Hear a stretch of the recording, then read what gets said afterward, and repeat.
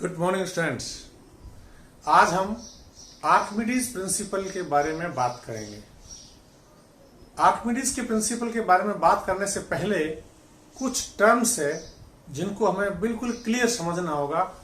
जैसे ही वो टर्म्स आपको क्लियर समझ में आएगी, आर्किमिडीज का प्रिंसिपल आपको इजीली समझ में आ जाएगा। वो टर्म्स क्या है?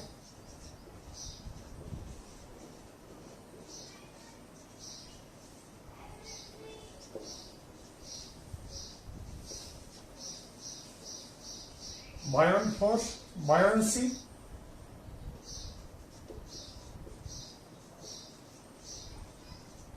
upthrust, force, density, volume,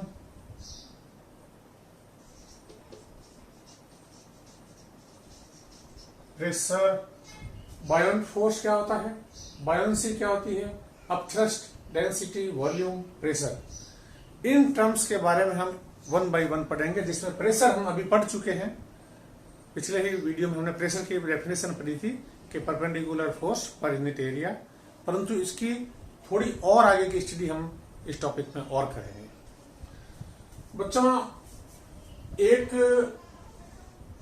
कोई ये बर्तन है, इसके अंदर पानी भरा हुआ है, ठीक है। अब हम कोई एक ऑब्जेक्ट लेते हैं, ये कोई हमने एक ऑब्जेक्ट लिया, इस ऑब्जेक्ट को हम इसके अंदर, पानी के अंदर इस ऑब्जेक्ट को डालते हैं। तो इस ऑब्जेक्ट के सामने क्या होती है पोजीशन कि देखो, ऑब्जेक्ट 3-4 सिचुएशन पे हम अभी स्टडी करते हैं। मान लीजिए ये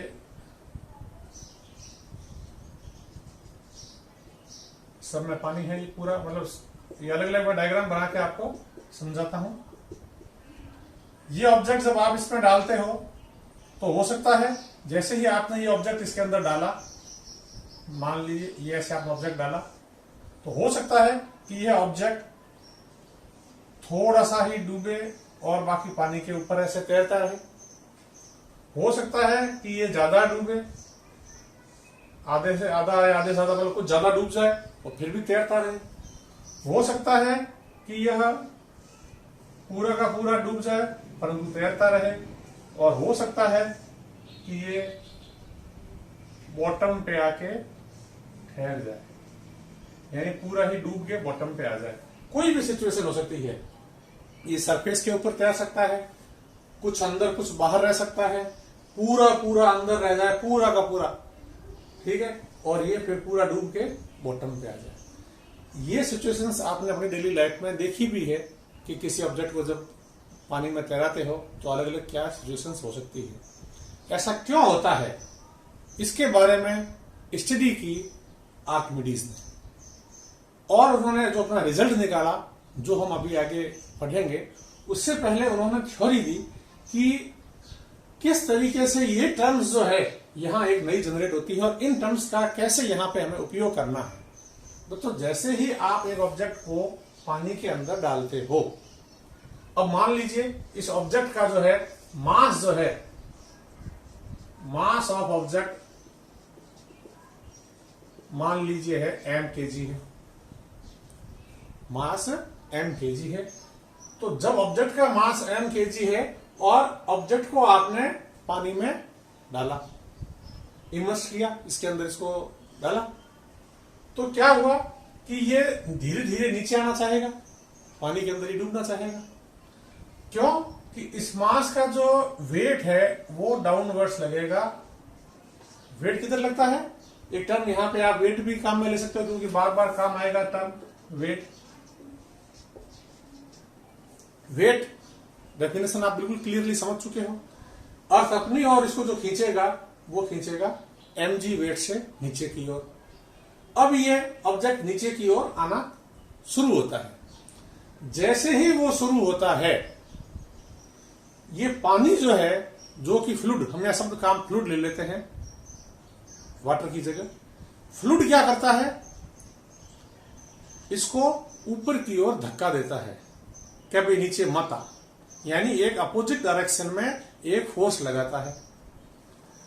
फोर्स किस साइड में लग रहा है? अपोजिट डायरेक्शन में। इसके आने की नीचे आने की डायरेक्शन क्या है? mg है। mg के फोर्स के द्वारा ये नीचे की ओर आ रहा है। इसके ऊपर की ओर अपोजिट डायरेक्शन में एक अपोजिट फोर्स काम में आ रहा है। ठीक है, ये फोर्स इसको ऊपर की ओर धक्का दे रहा है। अब नेट फोर्स की बात आती है। नेट फोर्स क्या पढ़ा था हमने? याद करो, न्यूटन्स फर्स्ट लॉ जब हमने पढ़ना शुरू किया था तो नेट फोर्स की डेफिनेशन पढ़ी थी कि किसी ऑब्जेक्ट पे यदि एक से अधिक फोर्स रखते हैं, यदि वो सारे सेम डायरेक्शन के हैं तो हम उनको जोड़ लेते हैं और वो नेट फोर्स उनका टोटल सम हो जाता है। और यदि वो फोर्स अपोजिट डायरेक्शन में लगती है तो हम दोनों को आपस में सेपरेट कर देते हैं और ओवरऑल जो नेट डायरेक्शन रहती है फोर्स की, जो लार्जर फोर्स की डायरेक्शन होती है, वो रहती है। अब इसमें एक mg फोर्स नीचे की ओर लग रहा है और ये मैंने निशान लगाए हैं 2, बाकी ये मतलब ऊपर की ओर इसको फोर्स लग रहा है। तो ये जो ऊपर की ओर फोर्स लग रहा है तब जब कोई ऑब्जेक्ट किसी फ्लूइड में नीचे की ओर आता है, यानी कि अपने mg वेट से नीचे की ओर सिंक होना शुरू होता है, तो अपोजिट डायरेक्शन में जो फोर्स लगता है वो फोर्स कहलाता है बायोंट फोर्स। वो फोर्स क्या कहलाते हैं? बायोंट फोर्स।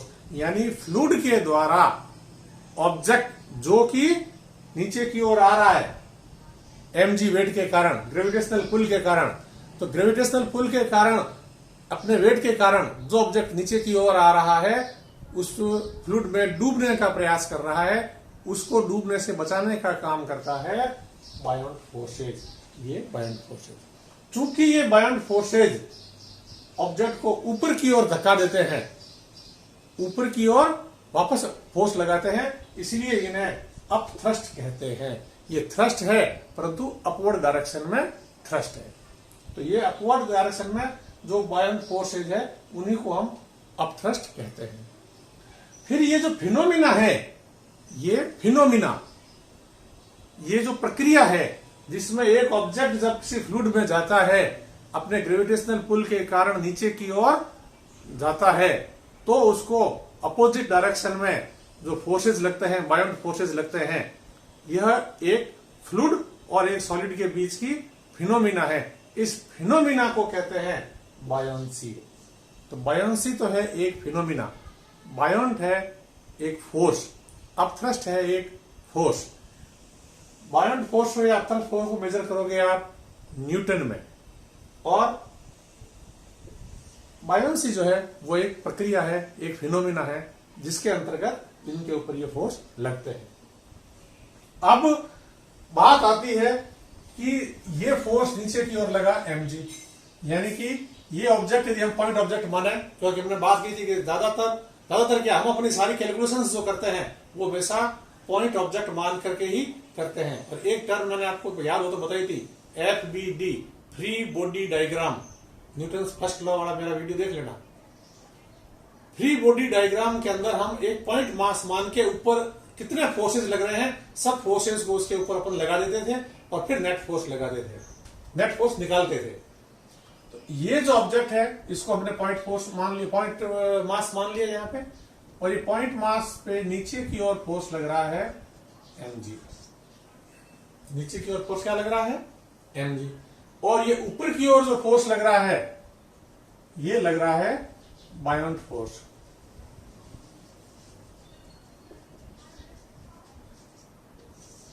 ठीक है, ये क्या है? mg क्या है? वेट है। वेट क्यों?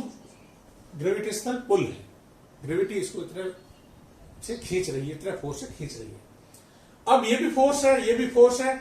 इस ऑब्जेक्ट के ऊपर, ये जो ऑब्जेक्ट है जिसको हमने यहां पे पॉइंट ऑब्जेक्ट बनाया है, इसके ऊपर दो फोर्स लग रहे हैं। अब आप देखो रस्सा कस्सी वाला खेल देखो, टंग ऑफ वार, कि यदि दोनों साइड में फोर्स बराबर हो तो क्या होता है, एक साइड में फोर्स ज्यादा हो तो क्या होता है। इससे क्लियर समझ में आ रहा है कि यदि mg, जब तक mg ज्यादा है यानी कि वेट ज्यादा है तो ऑब्जेक्ट नीचे की ओर चलता रहेगा। जैसे जैसे नीचे चलता रहेगा बायोंट फोर्स इसको ऊपर ऊपर धक्का देता रहेगा। जितना ये नीचे आएगा बायोंट फोर्स की मात्रा उतनी ही बढ़ती जाएगी।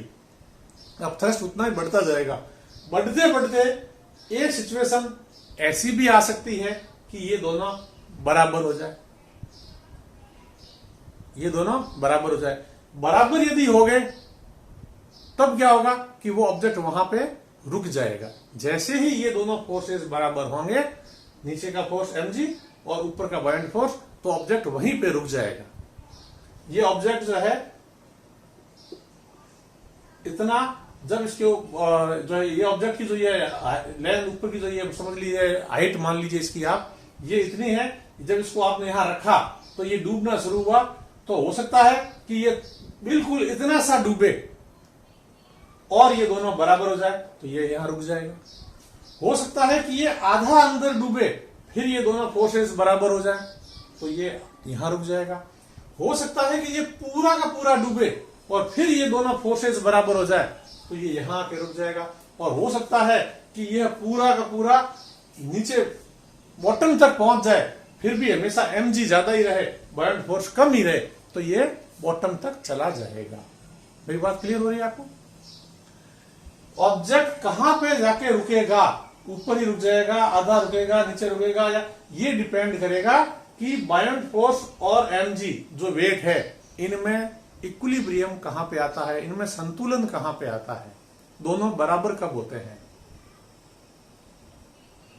जैसे ही बराबर होंगे ऑब्जेक्ट वहां पे रुक जाएगा। ऑब्जेक्ट बॉटम पे चला जाता है, इसका मतलब बायोंट फोर्स इतने हो ही नहीं पाए कि उसको बॉटम पे आने से पहले कहीं उसको रोक ले। यदि आपको चीज क्लियर हो गई है तो आपके दिमाग में सवाल आ रहा होगा कि ऑब्जेक्ट कब डूबेगा, कब नहीं डूबेगा।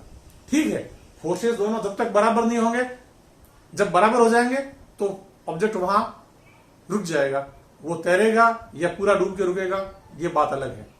हाँ, बॉटम पे ये आ गया और बॉटम पे जब ये रुक गया तो उस समय जरूरी नहीं है कि ये दोनों फोर्स बराबर ही हो, क्योंकि बॉटम पे तो वो आके रुक गया, बॉटम पे आ गया, यानी बायोंट फोर्सेस कम थे और mg जो है बहुत ज्यादा था, इसलिए बॉटम तक पहुंच गया।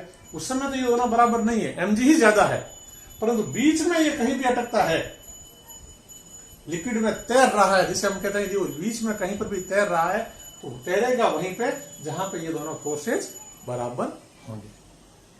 अब हमारे सामने एक चीज आती है कि ये बायोंट फोर्स mg तो फिक्स है कि जितना उसका वेट है, मास हमें पता है और ग्रेविटेशनल पुल का हमें पता है, तो mg तो हो गया फिक्स, इसमें तो कोई चेंज होना नहीं है।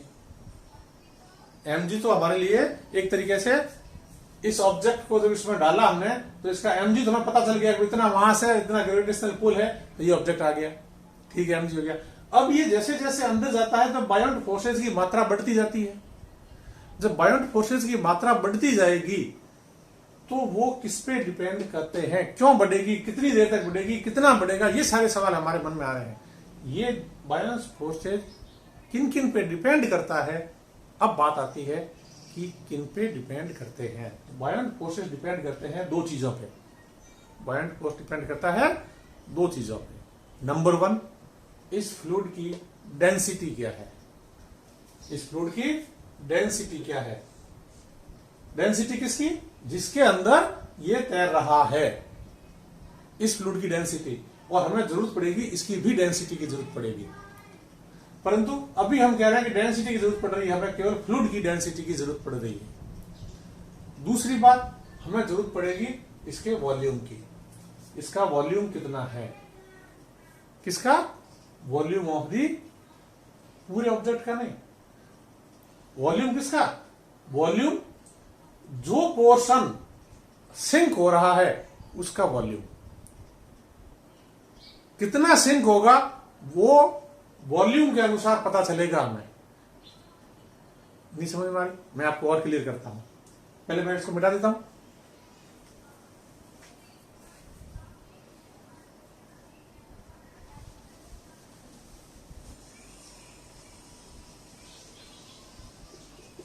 बायोंट forces depends upon number 1, density of fluid, number 2,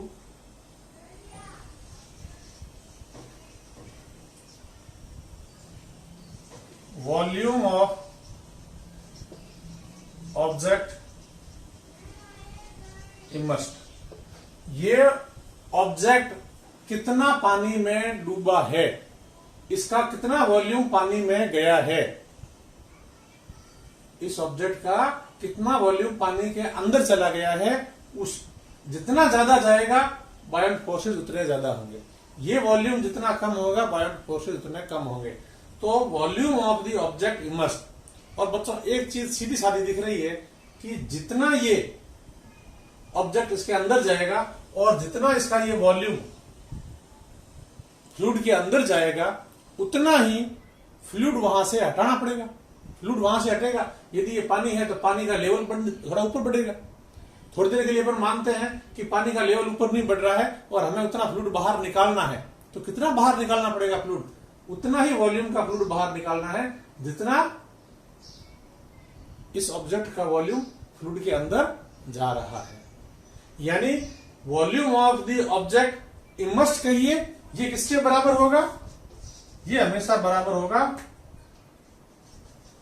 volume of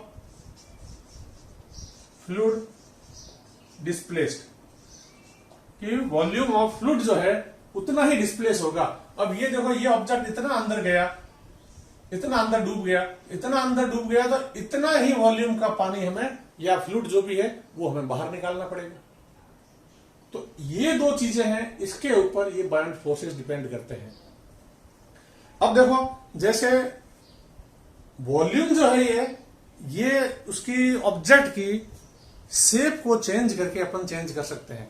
जैसे एक जहाज होती है, जहाज नीचे से बहुत ज्यादा चौड़ी होती है, मतलब उसका नीचे का जो एरिया है वो बहुत ज्यादा होता है, वो थोड़ी सी भी पानी के अंदर डूबती है तो टोटल वॉल्यूम जो उसका अंदर पानी के अंदर जो इमर्स हुआ वो ज्यादा हो गया। यानी उसने जो वाटर डिस्प्लेस किया वो ज्यादा डिस्प्लेस कर दिया, यानी उसके ऊपर बायोंट फोर्सेस ज्यादा लग रहे, यानी उसके ऊपर बायोंट फोर्सेस ज्यादा लग रहे। ये प्रोपोर्शनलिटी में है, volume of the object immersed और वाटर डिस्प्लेस्ड ये प्रोपोर्शनल टू है बायोंट फोर्सेस। अब डेंसिटी ऑफ फ्लूइड, जितनी ज्यादा डेंसिटी ऑफ फ्लूइड है उतने ही ज्यादा बायोंट फोर्सेस होंगे। तो ये दोनों प्रोपोर्शनलिटी में है। तो ये दोनों चीजें यदि ज्यादा है तो फ्लूइड की डेंसिटी, तो जैसे हम वाटर ले रहे हैं तो वाटर की डेंसिटी तो हम चेंज नहीं कर सकते, हमें जहाज तैराना है समुद्र में तो समुद्र की डेंसिटी तो हम चेंज नहीं कर सकते, परंतु हम volume of the object immersed change कर सकते हैं। कैसे कर सकते हैं, ऑब्जेक्ट की शेप चेंज करके। हम एक ऐसी जहाज बना देते हैं जिसके हाइट तो हो बहुत लंबी परंतु उसका नीचे का बेस एरिया है वो बहुत कम हो, तो क्या वो तैरेगी? नहीं। हम हाइट कम रखेंगे परंतु उसका बेस एरिया बढ़ा लेंगे। आप एक सुई को तैराते हो तो सुई को जब पानी में आप तैराते हो तो सुई जो है पानी में डूब जाती है। ठीक है, हम तैरा भी सकते हैं, उसको एक तरीका है, सरफेस टेंशन का चैप्टर जब आगे आएगा उसमें देखेंगे, परंतु उसका वॉल्यूम कम होता है तो वो फट से पानी के अंदर डूब जाती है और उसका वेट ज्यादा होता है, उतने बायोंट फोर्सेज उस सरफेस पे लग नहीं पाते हैं। तो ओवरऑल ये हुआ कि जब भी किसी ऑब्जेक्ट को किसी फ्लूइड में इमर्स किया जाता है तो जैसे जैसे जब इमर्स किया जाता है उसके ऊपर दो फोर्सेज काम आते हैं। नंबर वन, उसका वेट जो कि डाउनवर्ड लगता है। नंबर टू, बायोंट फोर्सेज जो कि उसको ऊपर की ओर वापस धक्का देते हैं, जिसे हम अपथ्रस्ट भी कहते हैं। तो अपथ्रस्ट और एमजी, बायोंट फोर्स को आप अपथ्रस्ट भी कह लीजिए। अपथ्रस्ट और एमजी आपस में बैलेंस होना शुरू होते हैं, जहां दोनों बैलेंस हो जाते हैं वहां ऑब्जेक्ट तैर जाता है। ये डिपेंड करते हैं डेंसिटी ऑफ फ्लूइड में और ऑब्जेक्ट कितना इमर्स हुआ। जितना ऑब्जेक्ट इमर्स होगा जिस वॉल्यूम का, उतना ही वॉल्यूम वाटर डिस्प्लेस होगा। अब एक ऑब्जेक्ट आधा तैरे, मतलब आधा अंदर रहेगा या पूरा अंदर रहेगा या पूरा और ज्यादा नीचे आएगा या बॉटम तक पहुंचेगा, ये मैंने आपको बताया, ये डिपेंड करेगा दोनों के बैलेंस पे कि दोनों का बराबर होंगे। ये बैलेंस कब होगा, ये डिपेंड करेगा इन पे। अब मेरे ख्याल से आपको चीज बिल्कुल क्लियर हो जानी चाहिए कि कोई ऑब्जेक्ट क्यों तैरता है, क्यों नहीं तैरता है। ये सारी स्टडी की आर्किमिडीज ने, और आर्किमिडीज ने स्टडी करके अपना एक नियम दिया। तो आर्किमिडीज के अनुसार जब किसी ऑब्जेक्ट को किसी फ्लूइड में इमर्स करने के लिए डाला जाता है तो वह धीरे धीरे नीचे की ओर आता है, और जहां पे बायोलेंट फोर्स और उनका वेट दोनों बैलेंस कर जाते हैं वहां पे वो रुक जाता है। यदि बायोलेंट फोर्स से ज्यादा हो जाते हैं तो ऑब्जेक्ट ऊपर की ओर रहेगा, और यदि mg जो है ज्यादा है तो ऑब्जेक्ट नीचे की ओर फ्लो करेगा। जहां बीच में रुक जाएंगे वहां दोनों ये बराबर हो जाएंगे। और यदि यह पूरा का पूरा नीचे चला जाता है, इसका मतलब ग्रेविटी के द्वारा जो फोर्स लगा है यानी कि वेट जो है वो बहुत ज्यादा है, और बायोलेंट फोर्सेज उसकी तुलना में उसको ओवरकम नहीं कर पाए, इसलिए वो तैरा नहीं। तो किसी ऑब्जेक्ट के द्वारा जो वॉल्यूम है, इस ऑब्जेक्ट का जो वॉल्यूम है, इस वॉल्यूम के द्वारा जो फ्लूइड डिस्प्लेस हुआ है, जितना वॉल्यूम इस ऑब्जेक्ट का फ्लूइड के अंदर गया है उतना ही वॉल्यूम का उसने फ्लूइड को डिस्प्लेस कर दिया है। और वो जो डिस्प्लेस्ड फ्लूइड का जो वेट है, जो डिस्प्लेस्ड फ्लूइड, ये ध्यान रखना, जो डिस्प्लेस्ड फ्लूइड का जो वेट है वो वेट उसके ऊपर लगने वाला बायोलेंट फोर्स है। तो बायोलेंट फोर्स किसके बराबर है? बायोलेंट फोर्स है कि ऑब्जेक्ट का कितना वॉल्यूम फ्लूइड के अंदर रहता है उतना जो फ्लूइड डिस्प्लेस हुआ है उस फ्लूइड का वेट। जैसे ये पूरा का पूरा मान लीजिए एक क्यूब है, थोड़ी देर के लिए मान लीजिए ये एक क्यूब है जिसकी लेंथ है, मान लीजिए 4 सेंटीमीटर इसकी लेंथ है। इस क्यूब की लेंथ 4 सेंटीमीटर है। क्यूब का वॉल्यूम क्या होता है? क्यूब का वॉल्यूम होता है लेंथ लेंथ लेंथ, तो हो गया कितना? 4 इंटू 4 इंटू 4, 64 सेंटीमीटर क्यूबिक इसका वॉल्यूम हो गया। अब यदि यह ऑब्जेक्ट आधा डूबता है, यानी 2 सेंटीमीटर की ये साइड जो है अंदर डूबती है, तो वॉल्यूम इसका पूरे क्यूब का वॉल्यूम तो 64 सेंटीमीटर क्यूब है, परंतु ये जो डूबा है अंदर, ये जो सिंक हुआ है, इसका वॉल्यूम कितना है? तो देखो इसकी जो है दो हाइट तो 4 इंटू 4 होगी, परंतु ये जो है साइड है वो 2 होगी, यानी कि हो गया 32 सेंटीमीटर क्यूब। तो अब हम जो कैलकुलेट करेंगे इस 32 सेंटीमीटर क्यूबिक ऑफ जो फ्लूइड डिस्प्लेस हुआ है इसका कितना वेट हुआ। ये जो वॉल्यूम फ्लूइड के अंदर रहा है इसके द्वारा जो फ्लूइड डिस्प्लेस हुआ है, इस फ्लूइड का हमें वेट निकालना है। वो वेट किसके बराबर है? बायोलेंट फोर्स के बराबर है। वो वेट बायोलेंट फोर्स के बराबर है, और वो बायोलेंट फोर्स और उस समय ये ऑब्जेक्ट का जो वेट है ये दोनों आपस में बैलेंस करते हैं। अब बात आती है कि हमने वॉल्यूम तो निकाल लिया कि ये 32 सेंटीमीटर क्यूबिक ये ऑब्जेक्ट फ्लूइड के अंदर डूबा है, पानी ले लीजिए, पानी के अंदर डूब गया है। अब इसका वेट कैसे निकालोगे? तो वेट किसके बराबर होता है? mg, मास इंटू जी का मान तो वही 10 के बराबर है, जो 9.8 है। m कैसे निकालोगे? अब इस फ्लूइड का m निकालना है, जो यहां पे डिस्प्लेस हुआ है इसका मास निकालना है। मास निकालेंगे कैसे? हमारे पास तो केवल वॉल्यूम है कि ये कितना डूबा, हमने मेजरमेंट वॉल्यूम का कर लिया। इसका मतलब वॉल्यूम और मास में कोई न कोई रिलेशन है। तो मास और वॉल्यूम में क्या रिलेशन होता है? मास बराबर होता है, किसके बराबर होता है मास? मास होता है डेंसिटी इंटू वॉल्यूम। मास बराबर होता है डेंसिटी इंटू वॉल्यूम।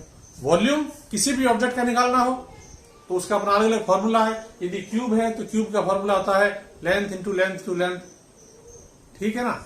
यदि कोई जो है और अलग शेप का है तो उसका अलग है। ये आप जो है सारा का सारा इसमें मेंसुरेशन वाले पार्ट में सारा पढ़ते हो, मेंसुरेशन के पार्ट में पढ़ते हो कि क्यूब का कैसा वॉल्यूम निकालते हैं, किसी क्यूबॉइड का कैसे निकालते हैं, और कोई सिलेंडर है तो उसका कैसे निकालते हैं। सबके अलग अलग वॉल्यूम के अपने तरीके हैं। जहां जैसा प्रश्न आएगा उस समय हम आपको उसका फॉर्मूला बताते रहेंगे।